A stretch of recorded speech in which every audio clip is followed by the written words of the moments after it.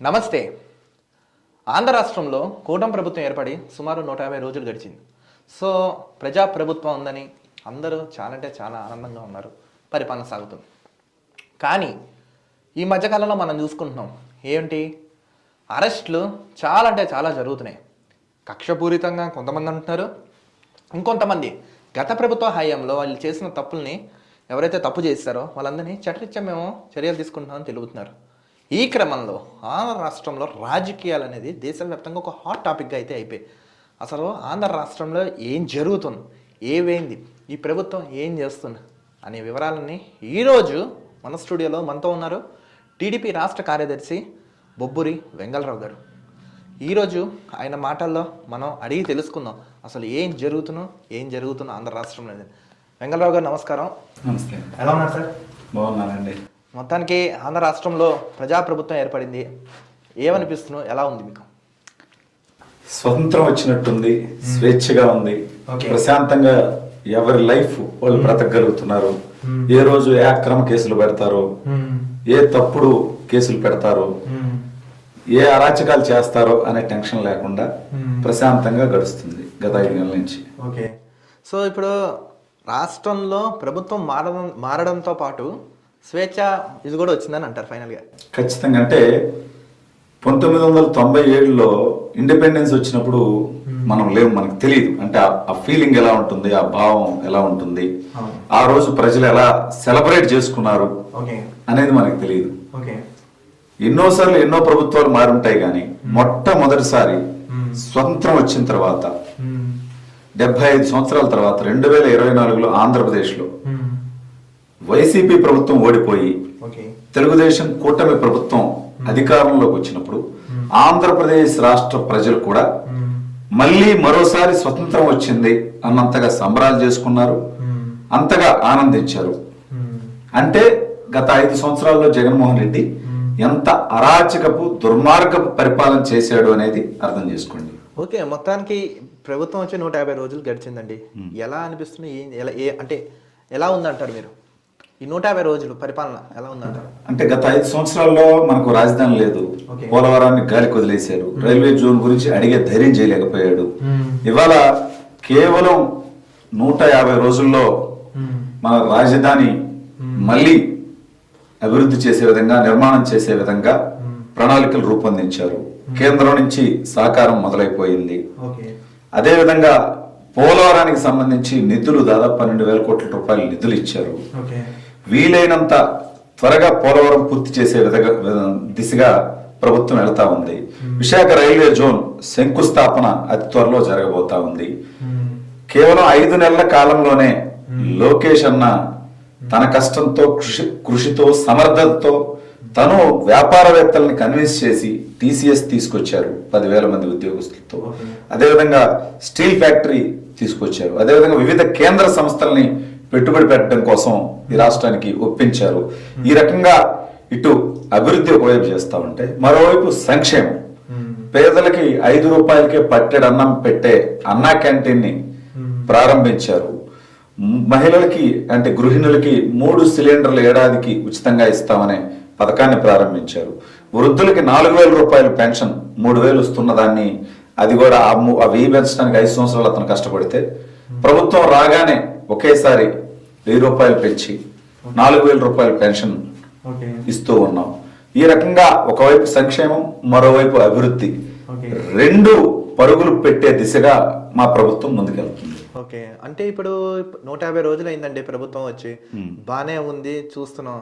కానీ ఈ మధ్య కాలంలో చూసుకుంటున్నారు అరెస్ట్లు ఒక 1 మంత్ నుంచి హాట్ టప్, బిఫోర్ దట్ వరకు ఉన్నాయి, ఎక్కువ లేదు.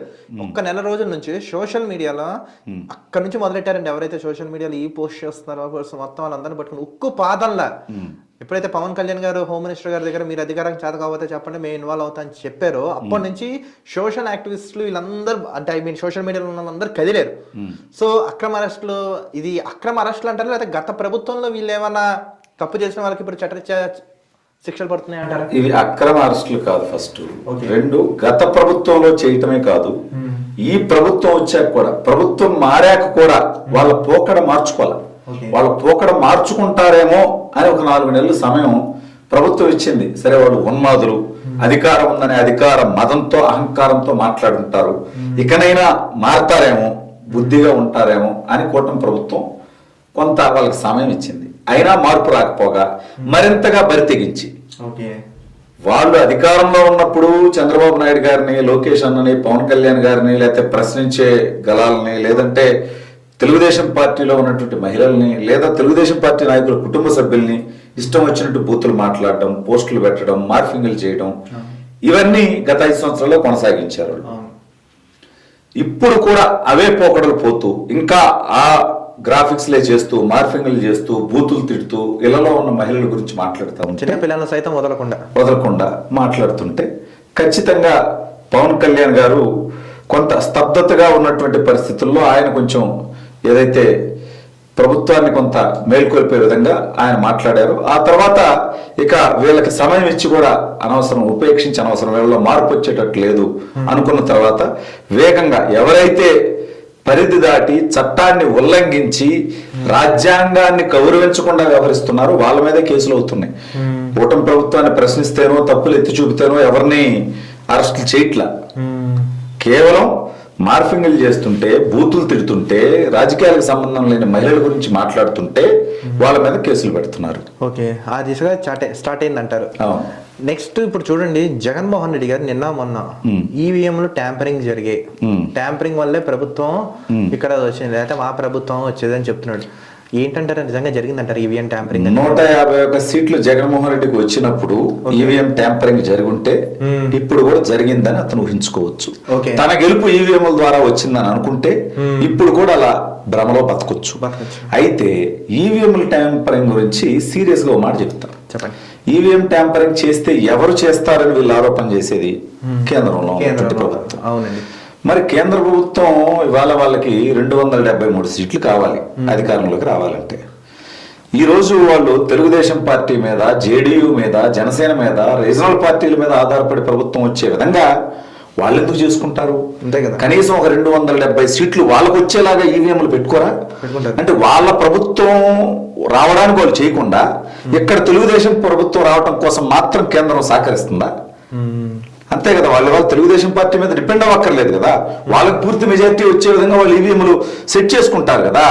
ఇవన్నీ ఓడిపోయిన ఫ్రస్ట్రేషన్ లో మాట్లాడే చిల్లర మాటలు. దీని మీద సుప్రీంకోర్టు కూడా నిన్న ఘాటుగానే వ్యాఖ్యానించింది. మీరు గెలిస్తేనేమో మీ గొప్పదనం, ఓడిపోతేనేమో ఈవీఎంల మీద తోయడం కరెక్ట్ కాదని చెప్పింది.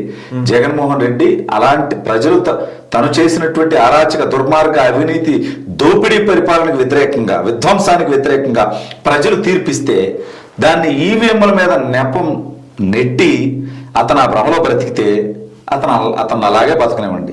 కనీసం నేను తప్పుడు పరిపాలన చేశాను, తప్పు చేశాను, దానివల్ల ఓడిపోయాను, ఈసారి దాన్ని సరిదిద్దుకుంటాను అనుకుంటే కనీసం ఈసారి అతనికి ప్రతిపక్ష హోదన్నా వస్తుంది. అలా లేకుండా ఈవీఎంల మీద నిందేసి తన ఆత్మద్రోహం తనే చేసుకుంటే ఈసారి తన గెలుపు కూడా నమ్మకం ఉండదు. ప్రతిపక్ష హోదా ఇస్తాను, నేను అసెంబ్లీకి వస్తాను జగన్మోహన్ రెడ్డి చెప్పడం ఎలా ఉందంటే చిన్నపిల్లలు క్లాస్లో టీచర్ని బెదిరించేలా ఉంది. అసలు జగన్మోహన్ రెడ్డి ఇలా ఎందుకు ప్రవర్తిస్తున్నాడు అంటారు? జగన్మోహన్ రెడ్డి వల్లే, జగన్మోహన్ రెడ్డి చెప్తున్నాడు, పక్కన ఉన్న వాళ్ళు ఎవరన్నా ఆ పరివారం ఎవరైనా ఉంటారు వాళ్ళని అలా తయారు చేశారు జగన్మోహన్ రెడ్డిని. ఇప్పుడు జగన్మోహన్ రెడ్డి అసెంబ్లీకి వస్తే ఏం చేయాల్సి వస్తుంది? తను 5 సంవత్సరాల్లో చేసిన అరాచకం, అక్రమ కేసులు, దోపిడీ, దుర్మార్గాలు, అవినీతి, విధ్వంసం, వీటన్నిటికీ తన సమాధానం చెప్పుకోవాలి. చెప్పుకోకుండా పారిపోలేడు. అవును. అవన్నీ సమాధానం చెప్పాల్సిన పరిస్థితి వస్తుందని వాటిని ఎదుర్కొనే దమ్ము లేక, ధైర్యం లేక ఇప్పుడు లోకేష్ అన్నని మంగళగిరిలో ఓడగొడతా అన్నారు, చంద్రబాబు నాయుడు గారిని కుప్పంలో ఓడగొడతా అన్నారు, పవన్ కళ్యాణ్ గారిని అసెంబ్లీ గేట్ తాకనివ్వనున్నారు. ఇవాళ వాళ్ళందరూ భారీ మెజార్టీలతో, అఖండ మెజార్టీలతో వచ్చిన తర్వాత లోకేష్ గారి మెజార్టీ 91,000. జగన్మోహన్ రెడ్డి జీవితంలో ఇంతవరకు అంత మెజార్టీ రాలేదు. ఇప్పుడు జగన్మోహన్ రెడ్డి మెజార్టీ 60,000, పవన్ కళ్యాణ్ గారి మెజార్టీ 70,000 పైగా.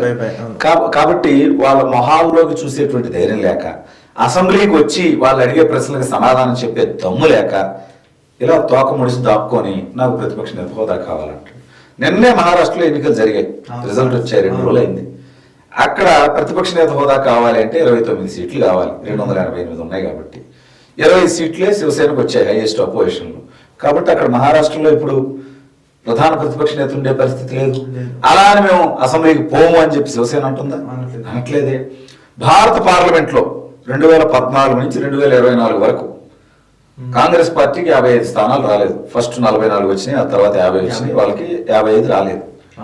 ప్రధాన ప్రతిపక్ష నేత లేడు కాంగ్రెస్ పార్టీ నుంచి. అలానే రాహుల్ గాంధీ గారు కాంగ్రెస్ పార్టీ నాయకులు పార్లమెంట్కి వెళ్లకుండా ఉన్నారా? లోక్సభకి వెళ్ళారు కదా. మరి చేతగాని వ్యక్తికి మాత్రమే ఒక ప్రత్యేకమైన చట్టం ఉంటుందా? ఇతని కోసం ఒక రాజ్యాంగం ఉంటుందా?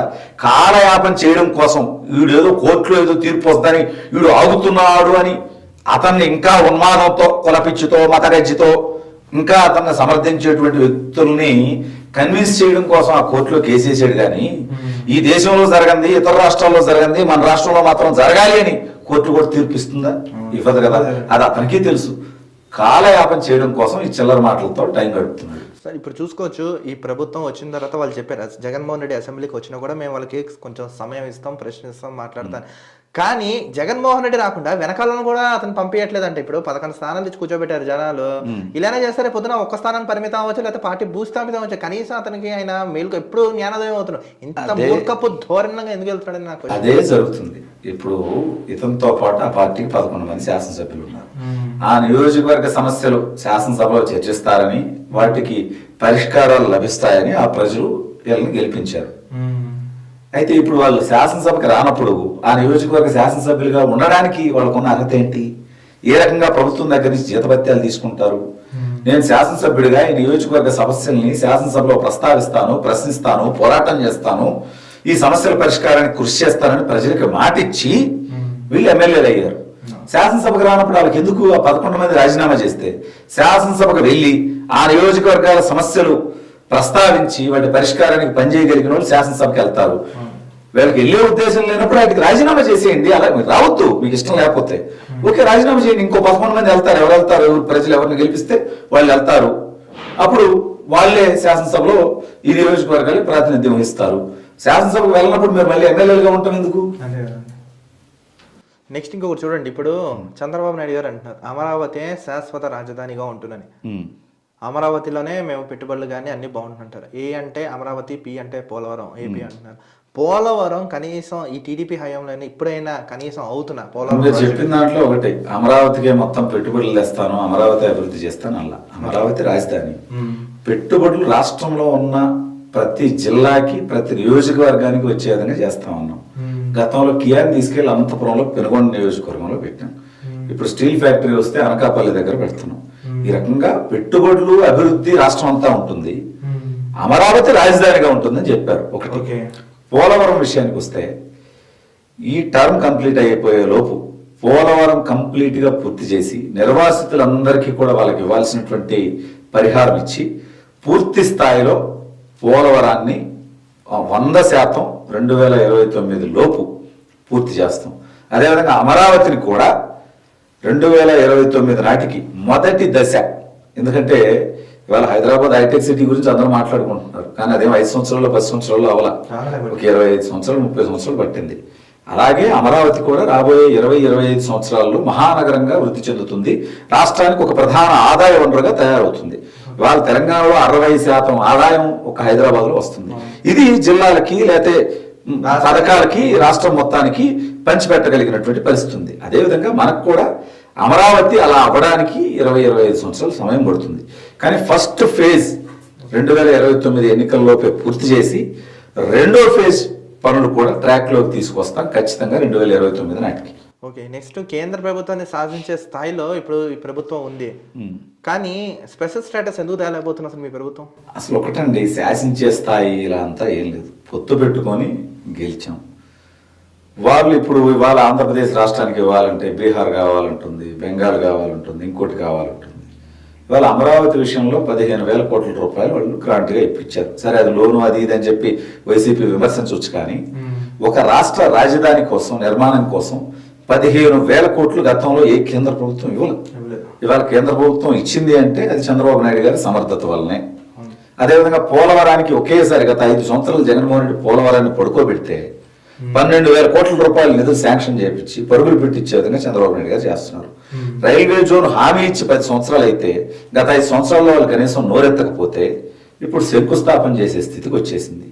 ఈ రకంగా స్పెషల్ స్టేటస్ లేకపోయినప్పటికీ అభివృద్ధికి కావాల్సినటువంటి పూర్తి స్థాయి సహకారాన్ని కేంద్రం తోడ్పాటుతో అవసరమైన చోట ఒత్తిడి చేస్తాం. అంతేగాని ఏదో మనం శాసించే స్థాయిలో ఉన్నాం ఎన్ని అబద్ధం. వాళ్ళ తెలుగుదేశం పార్టీ లేకపోయినా కూడా కేంద్రంలో భారతీయ జనతా పార్టీ ప్రభుత్వం మనుగడ సాగిస్తుంది. వాళ్ళకి జేడీయూ కానీ, శివసేన కానీ, ఎన్సీపీ కానీ, రిమైనింగ్ పార్టీస్ మద్దతుతో వాళ్ళకి ప్రభుత్వం ఉంటుంది. కాకపోతే ప్రభుత్వంలో తెలుగుదేశం పార్టీ కీలక భాగస్వామిగా ఉంది. అందుకని వీలైనంత వరకు రాష్ట్రానికి ఏం సాధించగలమో అవన్నీ తీసుకొస్తారు చంద్రబాబు నాయుడు గారు కానీ, కేంద్ర మంత్రులు కానీ, లోకేష్ అన్న కానివ్వండి, పవన్ కళ్యాణ్ గారు కానివ్వండి, బీజేపీ నాయకులు కానీ ఈ రాష్ట్ర అభివృద్ధి కోసం ఎంత చేయగలరో అంతవరకు కేంద్రం నుంచి మద్దతు తీసుకుంటారు ఖచ్చితంగా. ఓకే, అభివృద్ధి విషయం ఈ పక్కన పెడతాయండి. ఇప్పుడు చూస్తున్నాం ఒక 2-3 నెలల నుంచి ఒక్కొక్కరికి గత ప్రభుత్వ హయాంలో ఎవరైతే ఇంకా శాశ్వతంగా అతనే ఉంటాడు అని ఊహించి భ్రమల్లో బతికి అదే నిజం అనుకుని చాలా అంటే చాలా అసలు రాక్షసులు కూడా చేయలేదు గతంలో కూడా మనం చూసుకుంటే. వాళ్ళకన్నా 10 రెట్లు 20 రెట్లు చాలా కిరాతకంగా చేసిన అధికారులు కానీ వీళ్ళందరినీ చూసుకున్నాం. ముఖ్యంగా 2-3 రోజుల నుంచి మనం వింటున్నాం ఎవరు పివి సునీల్ కుమార్ కానీ, విజయపాల్ కానీ అసలు వీళ్ళు ఇంతలా ఎందుకు రెచ్చిపోయారంటారు అసలు? అంటే ఇందులో 2 విషయాలు. ఒకటి, జగన్మోహన్ రెడ్డి ఇంకొక 20 సంవత్సరాలు 30 సంవత్సరాలు అధికారంలో ఉంటాడు కాబట్టి మనకే ఇబ్బంది రాదు అని ఒకటి. రెండోది, కొంతమంది కుల పిచ్చితో, కొంతమంది మత గజ్జితో, కొంతమంది డబ్బు పిచ్చితో, ఇంకొంతమంది ప్రమోషన్లు కావాలని, ఇంకొంతమంది వీళ్ళు బెదిరిస్తే భయపడి, ఈ కారణాలతో అతను చేసిన తప్పుడు పనుల్లో, దుర్మార్గాల్లో, అరాచకాల్లో వీళ్ళు భాగస్వాములు అయ్యారు. భవిష్యత్తులో ఏం జరుగుతుంది అనేది ఆలోచించుకోకుండా విడిగా తప్పుడు పనులు చేసుకొచ్చారు. ఎంపీ రఘురామకృష్ణరాజు గారి దగ్గర నుంచి నా దాకా అనేక మంది మీద చిత్రహింసలకు గురి చేయడం, అక్రమ కేసులు పెట్టడం, దాడులు చేయటం, ఇష్టం వచ్చినట్టు చేశారు. ఇవాళ వాటన్నిటికీ వాళ్ళు ప్రతిఫలం పొందే రోజులు వచ్చినాయి. వాటన్నిటికీ వాళ్ళు ఇవాళ చట్టం ముందు దోషులుగా నిలబడాల్సినటువంటి పరిస్థితి వచ్చింది. రఘురామకృష్ణరాజు గారు కేసు పెట్టారు, పోరాటం చేస్తున్నారు. త్వరలో నేను కూడా కేసు పెడుతున్నాను, పోరాటం చేస్తా. ఖచ్చితంగా వాళ్ళందరూ శిక్షించబడే విధంగా మిగిలిన వాళ్ళందరూ కూడా, బాధితులందరూ కూడా ఖచ్చితంగా వీళ్ళందరినీ శిక్షించే వరకు పోరాటం చేస్తారు. ఈ తప్పు చేసిన వాళ్ళ మీద కూటమి ప్రభుత్వం ఖచ్చితంగా చర్యలు తీసుకుంటుంది. కానీ ఇప్పుడు ఇది చర్యలు తీసుకుంటున్నా కేవలం లేకపోతే భయపెట్టి వదిలేస్తుందంటారు? ఇప్పుడు అలా ఏం లేదు, ఖచ్చితంగా చర్యలు తీసుకుంటుంది. వాళ్ళకి శిక్ష పడేంత వరకు పోరాటం చేస్తుంది. ఇంకా చాలా మందిని చూసుకున్నాం గత ప్రభుత్వంలో. కొడాలి నాని కానీ, రోజా కానీ, పేని నాని కానీ, అంబటి రాంబాబు కానీ, ఇంకా చెప్పుకుంటూ పోతే పెద్ద ఉంటుంది లిస్ట్. అనిల్ కుమార్ యాదవ్ కానీ వీళ్ళంతమంది ఉన్నారు. గుడివాడ అమర్నాథ్ కానీ, వల్లభనేని వంశీ, వీళ్ళందరి మీద ఎందుకు యాక్షన్ పెట్టారు? శ్రీరెడ్డి ఉంది, శ్రీరెడ్డి ఏమో క్షమాపణలు చెప్పేస్తున్నాం. ఇలాంటి వాళ్ళు ఇప్పుడు బోర్గడ్డ బాగానే ఉంది. ఇప్పుడు వీళ్ళ మీద ఎప్పుడు తీసుకుంటారు? ఖచ్చితంగా ఇప్పుడు మీరు చెప్పిన కొడాలి నాని, వల్లభనేని వంశీ వీళ్ళు ఎవరిని వదిలిపెట్టే సమస్య లేదు. చట్టపరంగా వాళ్ళు చేసిన తప్పుడు పనులన్నింటికి సంబంధించిన ఆధారాలు సేకరించే పనిలో ఉన్నాం. ఒకేసారి వాళ్ళు చేసిన తప్పుడు పనులన్నీ ఆధారాలతో సహా మేము కేసులు పెట్టి కోర్టుకు సబ్మిట్ చేసి వాళ్ళు కఠినంగా శిక్షించబడే విధంగా చేస్తాం. ఇంకా అప్పుడులో అధికారం ఉందని విర్రవీగి ఆర్జీవి వాళ్ళు పారిపోయి దాక్కున్నాడు. శ్రీరెడ్డి లోకేష్ అన్న అన్నం పెడతా అని చెప్పి క్షమాపణలు ఏకాదశింది. పోసాని రాజకీయాలకు శాశ్వతంగా గుడ్ బై చెప్పాడు. మరింత మంది ఈ దిశగా పోబోతున్నారు. అంటే అప్పట్లో అధికారం ఉందనే అహంకారంతో చేసిన తప్పుడు పనులు ఇవాళ వాళ్ళని కాటేస్తాయనే భయంతో వీళ్ళందరూ ఈ పరిస్థితుల్లో ఉన్నారు. అధికారంలో ఉన్నప్పుడు బాధ్యతాయుతంగా ఉండుంటే ఇవాళ వాళ్ళకి పరిస్థితి వచ్చేది కాదు. నెక్స్ట్ ఇంకో క్వశ్చన్ ఏంటంటే, ఇప్పుడు టీడీపీ ప్రతిపక్షంలో ఉన్నప్పుడు చాలా మంది అభిమానుల మీద, కార్యకర్తల మీద కేసులు కానీ, దౌర్జన్యాలు కానీ, అత్యాచారాలు కానీ చాలా జరిగాయి గత ప్రభుత్వ హయాంలో. అలాంటి వాళ్ళందరికీ ఎంతవరకు న్యాయం చేసింది, ఎంతవరకు సముచిత స్థానం కల్పించింది, ఎంతవరకు ఆదుకుంది? అంటే ఒకేసారి అందరికి చేయలేకపోవచ్చు. కొంతమందికి ఆల్రెడీ న్యాయం జరిగింది, మరి కొంతమందికి రాబోయే రోజుల్లో న్యాయం జరుగుతుంది. ఖచ్చితంగా ఎవరైతే గత 5 సంవత్సరాల్లో జగన్మోహన్ రెడ్డి వల్ల బాధించబడ్డారో, పోరాటం చేశారో, ఇబ్బందులు పడ్డారో, నష్టపోయారో వాళ్ళందరికీ కూటమి ప్రభుత్వం ఖచ్చితంగా న్యాయం చేస్తుంది. చంద్రబాబు నాయుడు గారు, లోకేష్ అన్న, పవన్ కళ్యాణ్ గారు అందరూ కూడా గత 5 సంవత్సరాలు ప్రజలు కానీ, కార్యకర్తలు కానీ, నాయకులు కానీ పడిన కష్టం వాళ్ళకి తెలుసు. వాళ్ళు మర్చిపోలేదు, మర్చిపోరు. అందరికీ న్యాయం చేస్తారని నేను బలంగా నమ్ముతున్నాను. నెక్స్ట్ ఇంకోటి చూడండి అన్న, ఇప్పుడు ఈ ప్రభుత్వం వచ్చింది, సరే పరిపాలన పెట్టుబడులు పెట్టిస్తున్నారు, ఇవి చేస్తున్నారు. రాష్ట్రంలో లా అండ్ ఆర్డర్ ఇంకా సరిగ్గా లేదు. కొన్ని నిన్న కాక నిన్న అనుకుంటా తిరుపతి దగ్గర ఎక్కడో మళ్ళీ రేప్ ఘటన ఇలాంటి జరిగిందని ఏందని ఇలా అంటే ఇంకా వైసీపీ వాళ్ళ ఆనవాళ్ళు ఇంకా ఉన్నాయి అధికారుల్లో, ప్రభుత్వ అధికారుల్లో కానీ పోలీసుల్లో కానీ. ఇంకా వాళ్ళ వాసనలో, ఆ పరిపాలన వాసనలో పోవట్లేదు. ఇంకా వాళ్ళు వేగంగా పనిచేయడం ప్రారంభించట్లేదు. ఇంకా కొంతమంది వైసీపీ కోవట్లు పోలీసుల్లో, ప్రభుత్వ అధికారుల్లో ఉన్నారు. అందువల్ల ఇటువంటివన్నీ జరుగుతూ ఉన్నాయి. ఒక్కొక్కటి ఖచ్చితంగా చంద్రబాబు నాయుడు గారు వీటన్నిటి మీద చర్యలు తీసుకుంటున్నారు. ఎప్పటికప్పుడు ఈ తప్పు చేసిన వాళ్ళ మీద యాక్షన్ తీసుకుంటా ఉన్నారు. ఇక కొన్ని ఘటనలు అంటే ఇప్పుడు అంటే ప్రజలు కూడా అర్థం చేసుకోవాల్సింది ఏంటంటే, ప్రభుత్వం ప్రతి ఒక్కరికి సెక్యూరిటీ పెట్టలేదు. రాష్ట్రంలో 5 కోట్ల మంది ఉంటే 5 కోట్ల మంది పోలీసులను పెడితే గానీ ఎవరికి ఏమీ ఇబ్బంది జరగకుండా కాపాడగలదు. అది సాధ్యం కాదు కదా.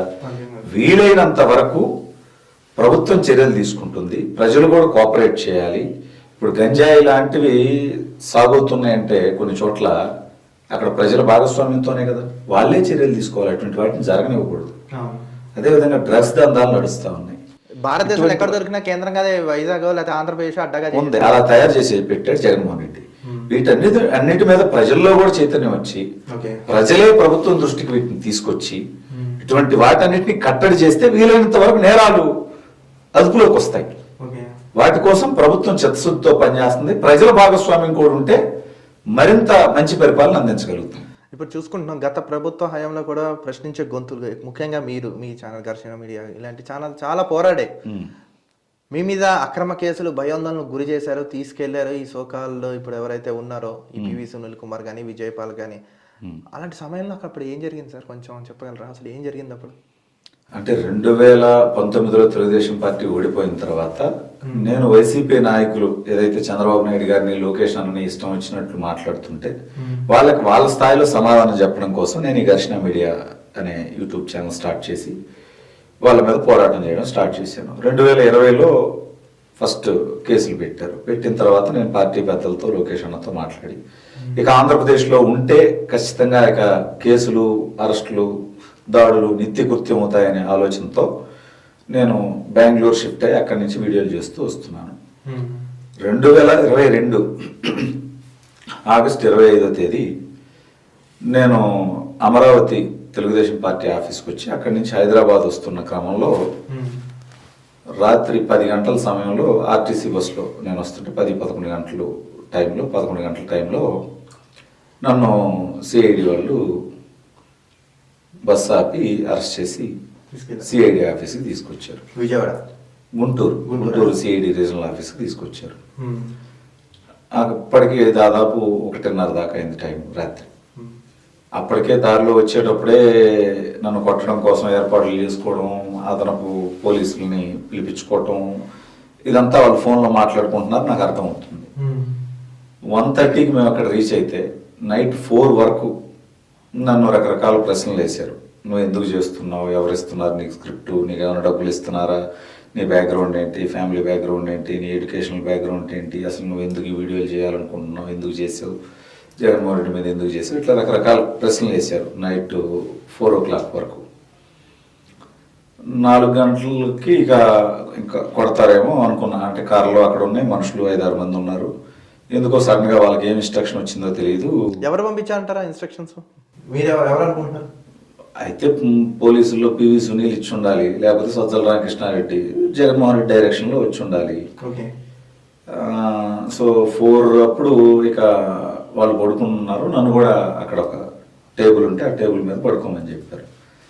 సరే, ఇప్పుడు పడుకున్న తర్వాత ఏమన్నా చేస్తారేమో, ఇంకో 2 గంటలే కదా, 6 గంటలు, 4 అయింది, 6 గంటల వరకు ఉంటే తెల్లారిపోతుంది, ఏం పడుకుంటాంలే అని చెప్పి నేను పడుకోలేదు. ఉదయం 10 గంటల సమయంలో నన్ను ఫస్ట్ ఫ్లోర్కి తీసుకెళ్లడం కోసం బయటికి తీసుకొచ్చారు. నేను బయటకు వచ్చేసరికి నా వైఫ్, బాబు, మా ఫాదర్ అక్కడ ఎదురుగా ఉన్నారు. వాళ్ళకి చూపించడం కోసం వాళ్ళని అలౌ చేసి ఉన్నారు. వాళ్ళు నా దగ్గరకు వస్తా అంటే వాళ్ళని రానివ్వట్లేదు. నా బాబు ఏడుస్తున్నాడు నా దగ్గరకు వస్తా అని. నేను వాళ్ళ దగ్గరికి వెళ్తా అన్నా నన్ను అలౌ చేయలేదు. ఒక 1 minute చూపించేసి వాళ్ళని పంపించారు. సో నా కొడుకుని దగ్గరకు తీసుకొని ఇవ్వలేదు, వాడు ఏడుస్తున్నాడు అని కొంచెం ఎమోషనల్ అయ్యాను. ఆ తర్వాత పైకి ఫస్ట్ ఫ్లోర్కి విజయపాల్ దగ్గరికి తీసుకెళ్లారు. అతని దగ్గరికి తీసుకెళ్ళగానే అతను, నా కొడక అసలు నీకేంటి అవసరం, నువ్వు జగన్మోహన్ రెడ్డిని ఎందుకు మాట్లాడాలి, వీళ్ళు పోలీసులా లేకపోతే వైసీపీ కార్యకర్తలా? అలాగే ఉంది వాళ్ళ ప్రవర్తన, వాళ్ళ మాటలు.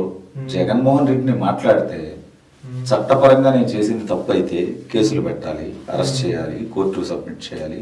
నేను చేసిన తప్పు అయితే కోర్టు శిక్షిస్తుంది, అది నాకు ఓకే. కానీ వీళ్ళు నా మీద థర్డ్ డిగ్రీ ప్రయోగించడం, ఈ రకంగా బూతులు మాట్లాడటం. విజయపాలన నా కొడక అని నేను అనలేనా? ఇప్పుడు వాడు బతికేమైంది, జైలు పాలైంది.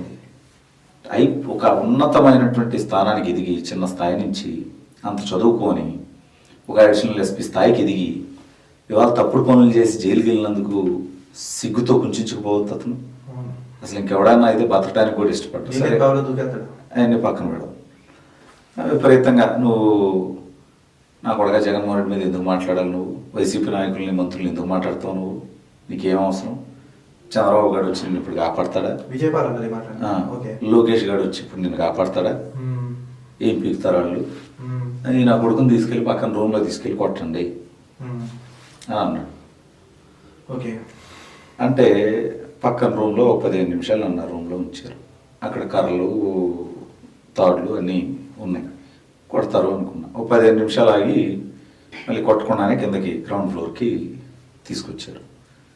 తీసుకొచ్చిన తర్వాత మధ్యాహ్నం 2 గంటల టైంలో మళ్ళీ ఫస్ట్ ఫ్లోర్కి తీసుకెళ్ళారు. తీసుకెళ్తే అక్కడ విజయపాల్, సిఐడి సునీల్ ఇద్దరు ఎదురుగా రూమ్లో కూర్చోన్నారు. ఒక 5 మంది సివిల్లో ఉన్నారు. వాళ్ళు కూడా లోపలికి వచ్చారు. లోపలికి వచ్చి నన్ను షర్ట్ తీసేయమన్నారు. ఎందుకు సార్, నన్ను కోర్టుకు తీసుకెళ్ళాలి కదా, కోర్టుకి ఏ టైంకి తీసుకెళ్తాను.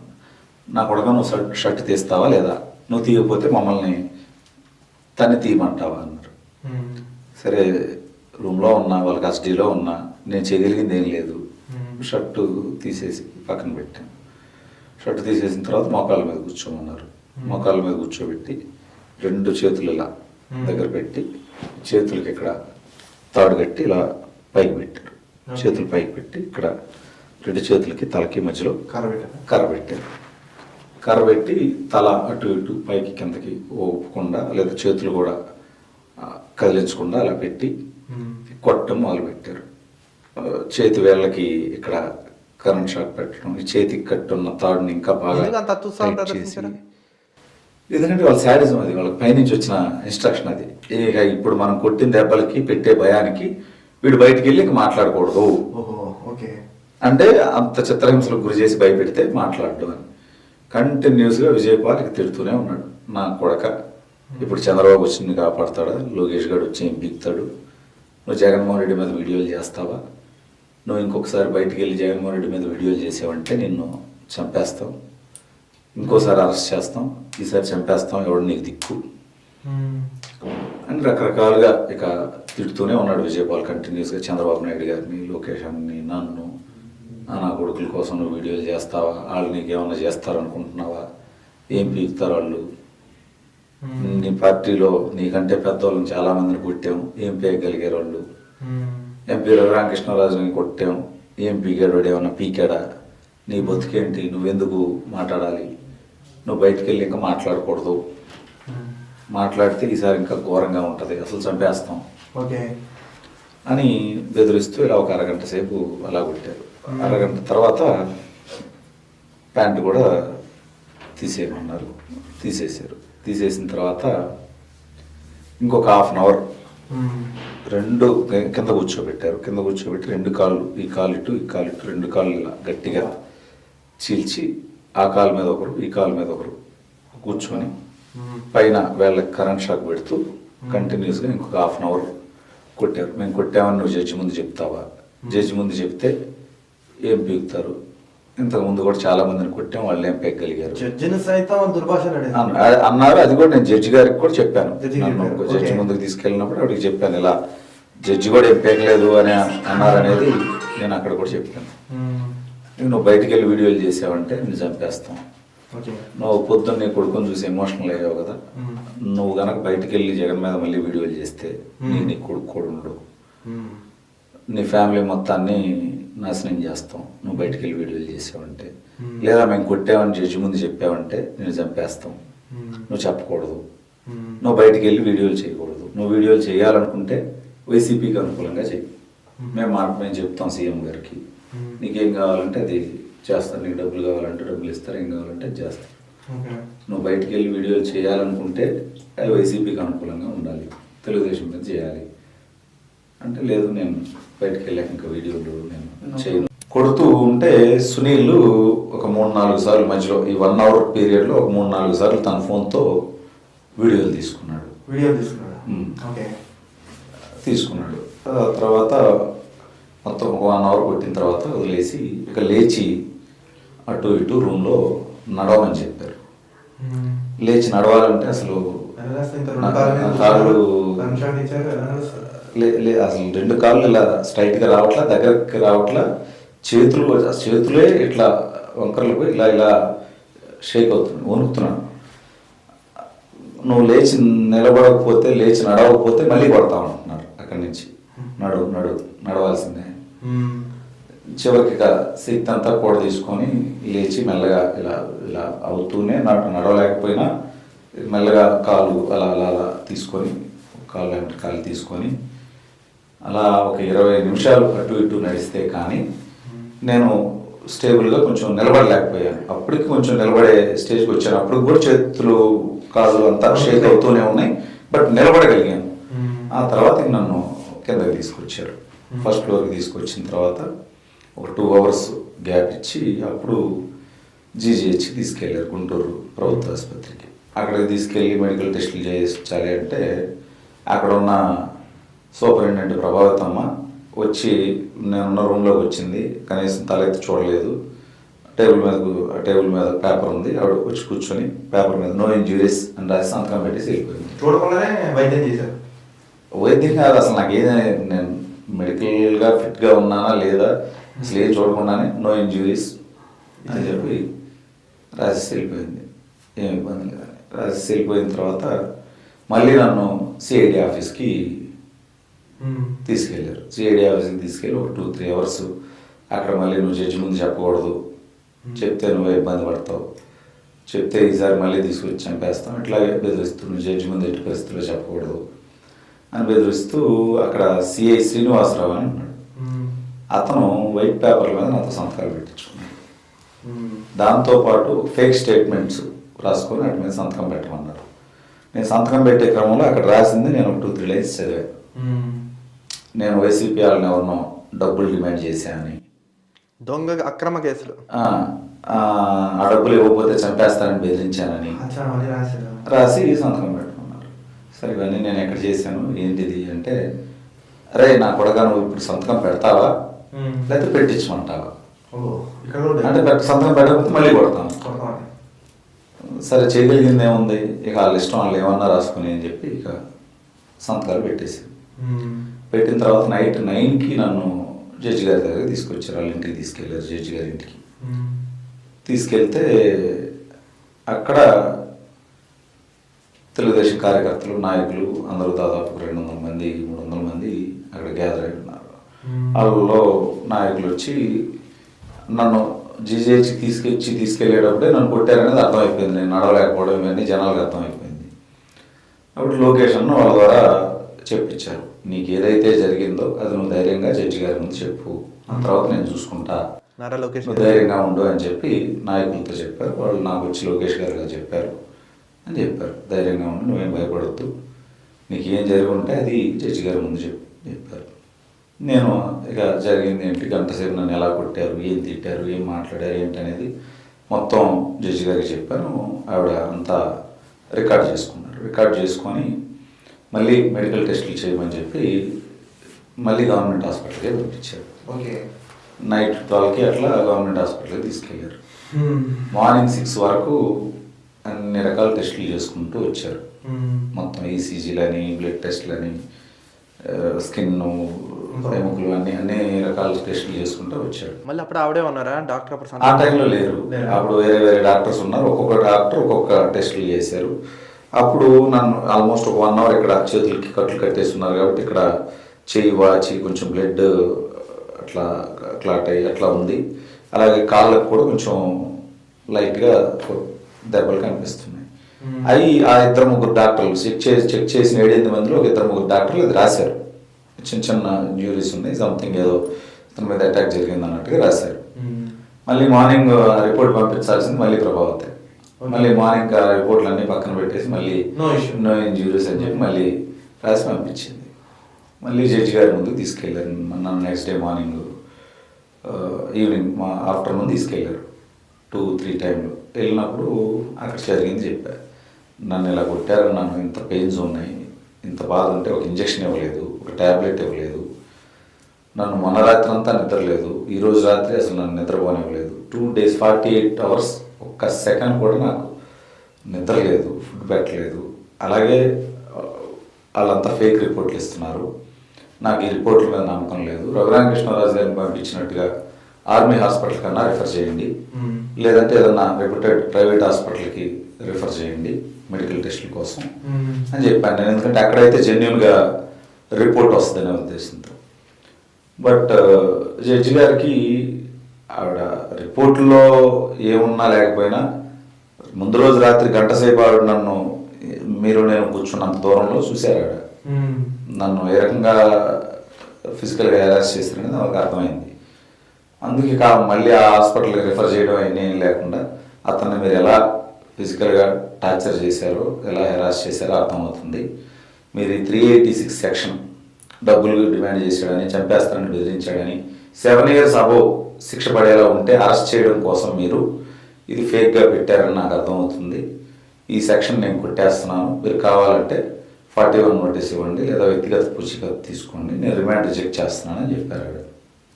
తీర్పిచ్చారు. తీర్పిచ్చిన మరో క్షణం 1-2 secondsలో అక్కడి నుంచి పోలీసులు వెళ్ళిపోయారు. నాకు 41 నోటీస్ ఇవ్వలేదు, లేదా నాతో ఏ సంతకాలు పెట్టించుకోలేదు, అక్కడి నుంచి వెళ్ళిపోయారు.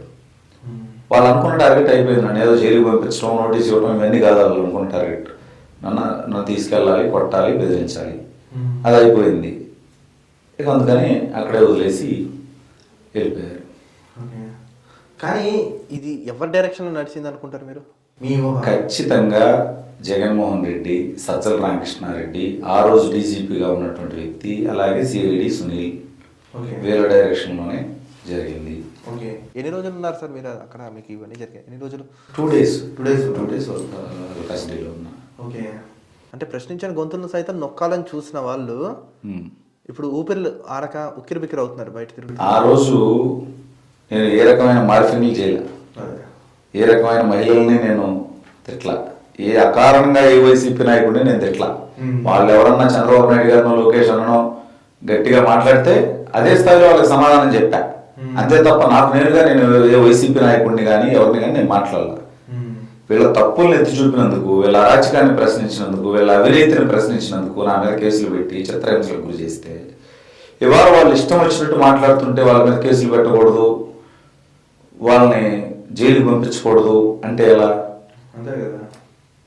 ఎంతవరకు సమంజసం? ఖచ్చితంగా ఈ తప్పుడు కేసులు పెట్టిన వాళ్ళు, పెట్టించిన వాళ్ళని చెప్పిన వాళ్ళు, దీంట్లో సూత్రధారులు, పాత్రధారులు అందరి మీద చర్యలు ఉంటాయి. నేను కూడా దీని మీద కేసు పెట్టబోతున్నా. రఘురామకృష్ణరాజు గారు ఏ విధంగా అయితే తన కస్టోడియల్ టార్చర్ మీద కేసు పెట్టారో నేను కూడా కేసు పెట్టబోతున్నా.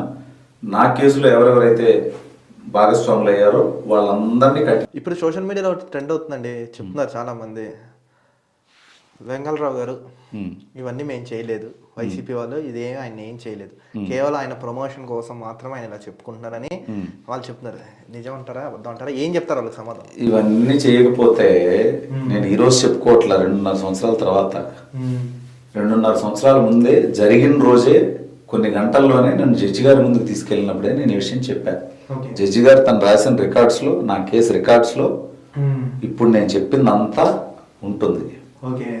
అలాగే ఎంపీ రఘురామకృష్ణరాజు గారిని కొట్టిన మీరు, మిమ్మల్ని ఇంత గట్టిగా ప్రశ్నించిన నన్ను ఊరికే వదిలేస్తారా?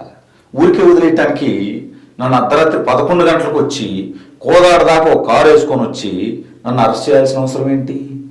జస్ట్ నోటీస్ ఇవ్వడానికో కేసు పెట్టడానికి అయితే కేసు పెట్టాల్సింది. నోటీస్ ఇవ్వడానికి అయితే పట్టుకున్నారు కదా, పట్టుకున్న వెంటనే నోటీస్ ఇచ్చేసి పంపించేయాల్సింది. లేదా కోర్టుకు వెంటనే తీసుకెళ్లే ఉద్దేశం ఉంటే పొద్దున్నే కోర్టుకు తీసుకెళ్లాల్సింది. సాయంత్రం వరకు ఎందుకు ఆగారు? అంతే కదా. ఇప్పుడు మీ ప్రభుత్వం ఏం చేయబోతుంది? ఇప్పుడు ఈ పివి సునీల్ కుమార్ గానీ లేకపోతే విజయపాల్ ఏం చేయబోతున్నారు? విజయపాల్ ఆల్రెడీ అరెస్ట్ అయ్యి జైల్లో ఉన్నాడు. పివి సునీల్ కూడా త్వరలో అరెస్ట్ అవుతాడు. వీటన్నిటికీ పాత్రదారుడైన జగన్మోహన్ రెడ్డి కూడా అరెస్ట్ అవుతాడు ఖచ్చితంగా. తప్పు చేసిన ప్రతి ఒక్కరిని కూటమి ప్రభుత్వం శిక్షిస్తుంది. ఖచ్చితంగా ప్రతి ఒక్కరు జైలుకి వెళ్తాడు, అందులో డౌట్ అక్కర్లేదు. ఇప్పుడు ఈ కూటమి ప్రభుత్వంలో చాలా మందికి మంచి స్థానాలు ఇచ్చారండి. మీరు ప్రజల తరపున పోరాడదామని ఇందులోకి వచ్చారా, లేదా మీ యొక్క స్వార్థ రాజకీయ లబ్ధి కోసం మీరు చేశారంటే ఏమని సమాధానం చెప్తారు దీనికి? అంటే నేను ఆంధ్రప్రదేశ్ రాష్ట్రానికి చంద్రబాబు నాయుడు గారు ముఖ్యమంత్రిగా ఉంటే ఈ రాష్ట్రం అభివృద్ధి చెందుతుంది, ప్రశాంతంగా ఉంటుంది, ప్రజాస్వామ్యం పరిరక్షించబడుతుంది అని నేను బలంగా నమ్మేటువంటి వ్యక్తిగా 15 సంవత్సరాలుగా నేను తెలుగుదేశం పార్టీ కోసం పనిచేస్తున్నా. ఈ 5 సంవత్సరాల్లో వాళ్ళు చేస్తున్న అరాచకాన్ని భరించలేక నేను వాళ్ళ మీద వీడియోస్ చేయడం జరిగింది. ఈ పోరాటం ఈ రాష్ట్రం బాగుండాలని, తెలుగుదేశం పార్టీ తిరిగి అధికారంలోకి రావాలని, అలాగే నేను ఈ 5 సంవత్సరాలు మాత్రమే తెలుగుదేశం పార్టీ కోసం పనిచేయలేదు. 15 సంవత్సరాలుగా నేను తెలుగుదేశం పార్టీలో నాకు రాజకీయ ఆసక్తి ఉంది కాబట్టి నేను పనిచేస్తున్నా. తెలుగుదేశం పార్టీ అధికారంలోకి రావాలి, తద్వారా రాష్ట్రం బాగుపడాలి. ఈ క్రమంలో రాజకీయంగా నేను కూడా ఎదగాలి, ప్రజలకి సేవ చేసే అవకాశం పొందాలి అనే నేను ఈ 5 సంవత్సరాలు ఇంత గట్టిగా నేను పోరాటం చేశాను. అంటే ఒకవేళ నా తెలుగుదేశం పార్టీ మీకు భవిష్యత్తులో ఏమైనా మంచి స్థానం కలిగిస్తే ఏది కోరుకుంటారు? ఖచ్చితంగా రాజకీయాల్లోకి వచ్చిన ఎవరైనా చట్టసభలకే వెళ్ళాలనుకుంటారు, ఎమ్మెల్యే గాను ఎమ్మెల్సీ గాను వెళ్ళాలనుకుంటారు. కాకపోతే ఈ రోజున్న రాజకీయాల్లో ఎమ్మెల్యేలు అవ్వాలంటే 100 కోట్లు ఖర్చు పెట్టాలి. అంత ఆర్థిక స్తోమత నాకు లేదు కాబట్టి చట్టసభకి వెళ్ళాలంటే ఉన్న ఇంకొక ఆప్షన్ శాసన మండలి. కాకపోతే టైం ఉంది, ఖచ్చితంగా పార్టీ గుర్తిస్తుంది. ఏదో ఒకరోజు ఆ చట్టసభకి నేను వెళ్తాను, పార్టీ అవకాశం ఇస్తుంది అని నేను నమ్ముతున్నా. అక్కడికి వెళ్ళిన తర్వాత నాకు తెలిసిన నేను చేయగలిగిన విధంగా ప్రజా సమస్యల్ని అక్కడ చర్చించి శాసనాలు చేయడంలో, ప్రజా సమస్యలను తీర్చడంలో నా పాత్ర నేను పోషించాలని నేను కోరుకుంటున్నాను. ఇప్పుడు చూసుకోండి, మొన్న బడ్జెట్ సమావేశం జరిగింది. ఎక్కువగా ఈ ప్రభుత్వాలు విద్యకి వైద్యానికి ఎక్కువ ఖర్చు పెట్టట్లేదు. ఎందుకు పెట్టట్లేదు అంటారు? ఎంతవరకు పెద్దపీట వేసిందంటారు? ఇప్పుడు ఢిల్లీలో చూసుకోండి, అరవింద్ కేజ్రీవాల్ హెల్త్ ఎడ్యుకేషన్ కి బడ్జెట్ లో 41%, 42% బడ్జెట్ పెడుతున్నాడు. ఇండియాలో ఫస్ట్ పెద్ద గవర్నమెంట్ అంతలా పెట్టేది, కానీ ఏ ప్రభుత్వం సైతం పెట్టట్లేదు. ఇప్పుడు కూడా ఈ మన పెట్టిన దాంట్లో పెద్ద లేదు. అంటే కూటమి ప్రభుత్వం విద్యా వైద్యాన్ని చాలా ప్రాధాన్యతగా తీసుకుంది. అందుకు దానికి నిదర్శనమే లోకేష్ అన్న స్వయంగా విద్యాశాఖ తీసుకోవడం. దాంట్లో సమూలమైన మార్పులు, అవసరమైన బడ్జెట్లు, ఆ డెవలప్మెంటు, విద్యా వ్యవస్థని మెరుగుపరిచే విధంగా లోకేష్ అన్న ఖచ్చితంగా ఆయన పనిచేస్తారు. అలాగే ఒక వైద్యం విషయానికి వస్తే ఆరోగ్య శాఖ మంత్రిగా బీజేపీకి చెందిన సత్యకుమార్ గారిని తీసుకోవడం జరిగింది. కేంద్రం నుంచి వివిధ ఎయిమ్స్ కానీ లేకపోతే ఆరోగ్య శాఖకు సంబంధించి కానీ వీలైనంత వరకు ఆయన ద్వారా ఈ రాష్ట్రానికి తీసుకొచ్చి, ఎందుకంటే రాష్ట్రం ఆర్థిక పరిస్థితి మనకు తెలుసు, జగన్మోహన్ రెడ్డి ఎన్ని లక్షల కోట్లు అప్పు చేసిపోయాడో మనకు తెలుసు. ఎంతో కొంత కేంద్రం నుంచి కూడా మద్దతు కావాలి. ఆరోగ్య శాఖ మంత్రిగా ఆయన కూడా ఆయన వంతు కృషి ఆయన చేస్తూ ఉన్నాడు. ఈ 5 సంవత్సరాల్లో ఇటు విద్యా వైద్యం విషయంలో ఖచ్చితంగా ఆంధ్రప్రదేశ్ భారతదేశంలో టాప్ 2-3 స్టేట్స్లో ఒకటిగా ఉంటుందని నేను ఖచ్చితంగా నమ్ముతున్నాను. ఇంకొకటి విషయం చూడండి అన్న, పవన్ కళ్యాణ్ గారు నిజంగా వైసీపీ చిత్తుగా ఓడిపోవడం కారణం పవన్ కళ్యాణ్ గారి పాత్ర. భవిష్యత్తులో బాబు గారు పవన్ కళ్యాణ్ గారిది ఎట్లా ఉండబోతుంది, వాళ్ళ రాజకీయం ఏ విధంగా మనం చూడొచ్చు? అంటే పవన్ కళ్యాణ్ గారు మొన్నే ఒక స్టేట్మెంట్ ఇచ్చారు, ఇంకొక 10 సంవత్సరాల పాటు చంద్రబాబు నాయుడు గారే ముఖ్యమంత్రి ఉండాలి, నేను మద్దతు ఇస్తాను ఆ అంశానికి. అలాగే గత ఎన్నికల ముందు కూడా ఆయన చెప్పారు, ఇది ఈ ఎన్నికల కోసం మాత్రమే పొత్తు కాదు, కనీసం 10 సంవత్సరాల పాటు ఈ పొత్తు కొనసాగుతుంది. ఎందుకంటే మళ్ళీ జగన్మోహన్ రెడ్డి లాంటి అరాచకవాదికి అవకాశం ఇస్తే ఈ రాష్ట్రం విధ్వంసం అవుతుంది, అరాచకం అవుతుందని తెలుసు. అందుకని కనీసం 10 సంవత్సరాల పాటు ఈ కూటమి భాగస్వామ్యం ఇలాగే కొనసాగుతుంది అని ఆయన చెప్పడం జరిగింది. ఆయనకు ఆ రకమైన ప్రాధాన్యం ప్రభుత్వంలో ఉంది, ఆ గౌరవం ఉంది. ఆయన కూడా చంద్రబాబు నాయుడు గారి విషయంలో అంతే గౌరవంగా ఉంటున్నారు, అంతే ప్రాధాన్యత ఇస్తున్నారు. కూటమి కనీసం ఇంకొక 10 సంవత్సరాల పాటు ఇదే విధంగా కలిసి ముందుకెళ్తుంది. ఒక్కటన్నా లాస్ట్ ఇంటర్వ్యూ ముగించే ముందు ఒక క్వశ్చన్ లాస్ట్ అడుగుతాను. తిరుమల ప్రక్షాళన అన్నారు, బిఆర్ నాయుడు గారిని చైర్మన్ గా చేశారు. ఎలా ఇప్పుడు సనాతన ధర్మం అని పవన్ కళ్యాణ్ గారు వెళ్తున్నారు, ఇప్పుడు వెళ్తున్నారు. గత ప్రభుత్వంలో చూసుకున్న గుళ్ళ మీద, దేవుళ్ళ మీద ఇంకా రథాలు తగలెట్టేశారు, అక్కడ రామతీర్థంలో రాముల వారిని ఇంత విధ్వంసం చేశారు, అంత జరిగింది మనం చూసాం. ఇప్పుడు ఈ ప్రభుత్వం, ఇప్పుడు ఏదైతే ప్రభుత్వం ఉందో, ఇప్పుడు వీళ్ళు ఏ విధంగా ఇప్పుడు ఈ సనాతన ధర్మం కోసం ఎలా చేయబోతున్నారు? నిజంగా ఇప్పుడు బిఆర్ నాయుడు గారు తీసుకున్న నిర్ణయాలు కరెక్ట్ రాంగ్, రైట్ అంటారా రాంగ్ అంటారా as per your view of point? BR Naidu గారు అంటే తిరుమల తిరుపతి దేవస్థానానికి బిఆర్ నాయుడు గారు ముందు చాలా మంది చైర్మన్లు పనిచేశారు, ఆయన తర్వాత కూడా భవిష్యత్తులో చాలా మంది చేస్తారు. కానీ ఖచ్చితంగా బిఆర్ నాయుడు గారు తనదైన మార్కుని టీటీడీ చైర్మన్ గా చూపిస్తారు అని నేను బలంగా నమ్ముతున్నాను. ఎందుకంటే ఆయన చైర్మన్ అయిన వెంటనే గత కొద్ది సంవత్సరాలుగా కుప్పలు తెప్పలుగా పడున్న చెత్తని ఒక కొండల 7 కొండలు ఉంటే 8వ కొండల వీళ్ళు తయారు చేసి పెట్టున్న చెత్తను తొలగించే కార్యక్రమాన్ని ఆయన మొదలుపెట్టాడు. అంటే తిరుమలలో ఉన్న చెత్త అంటే ఆ చెత్తే కాదు, అక్కడ ఉన్నటువంటి ఆర్గనైజేషన్లో ఉన్న చెత్తని కూడా ఆయన తొలగించేటువంటి ప్రయత్నాన్ని మొదలుపెట్టాడు. అలాగే అన్య మతస్థుల్ని అక్కడ ఎవరైతే ఉద్యోగం చేస్తూ ఉన్నారో వాళ్ళని వేరే శాఖలకి బదిలీ చేయడం లేదా విఆర్ఎస్ ఇచ్చి వాళ్ళని పంపించడం చేస్తూ ఉన్నారు. ప్రతి విషయంలో పారదర్శకంగా పనిచేస్తా ఉన్నారు. దాంతోపాటు టీటీడీ చైర్మన్గా ఉన్నన్ని రోజులు ఒక కాఫీ కూడా నేను టీటీడీది వాడుకోను, టీటీడీ వాహనాన్ని కూడా నేను వాడుకోను, మంచినీళ్ళు కూడా నేను టీటీడీ నుంచి తాగను. నేను ఇక్కడికి సేవ చేయడానికి వచ్చాను తప్ప ఇక్కడి నుంచి ఏదో ఆశించి కాదు. ఆ స్వామివారి పాదాల చెంత పుట్టి పెరిగిన నేను ఆ స్వామికి సేవ చేసుకోవడానికి, ఆయన పవిత్రతను కాపాడడానికి, మరింతగా తిరుమల వైభవాన్ని పెంచడం కోసం నేను టీటీడీ చైర్మన్ అయ్యాను. ఆ దిశగానే నా ప్రయాణం, నా టీటీడీ చైర్మన్గా నా పరిపాలన ఉంటుంది. ఆయన మీడియా ముఖంగా చెప్పారు. వ్యక్తిగతంగా నేను కలిసినప్పుడు కూడా ఆయనకు అనేక రకాలైనటువంటి ప్రణాళికలు ఉన్నాయి. తిరుమల విషయంలో, అక్కడ అభివృద్ధి చేసే విషయంలో, అక్కడ క్లీన్గా ఉంచేటువంటి విషయంలో, పారదర్శకంగా ఉండేటువంటి విషయంలో, ఎక్కువ మంది భక్తులకి సౌకర్యవంతంగా దర్శనం ఇప్పించేటువంటి విషయంలో ఆయన చాలా స్పష్టతతో ఉన్నారు. చాలా ప్రణాళికలు ఉన్నాయి.